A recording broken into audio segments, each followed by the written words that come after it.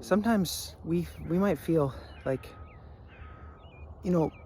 there's times in our life where we feel God's presence more closely than other times, and there's other times where we don't feel it, and then a sense of panic could come over, and it's like, well, is God even still with me?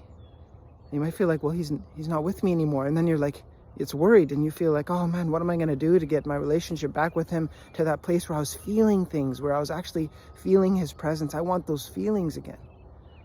And I'm just here to suggest an opposite viewpoint that maybe you've heard before, is that maybe feelings are not an accurate indication of whether he's with you or not. And I just can't help but think of the example of Joseph. Joseph did not feel God's presence when he was being led to check up on his brothers.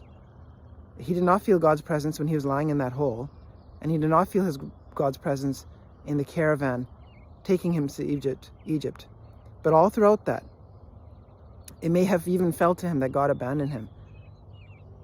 But God was actually leading him to the place where he wanted him to be. Just think about that.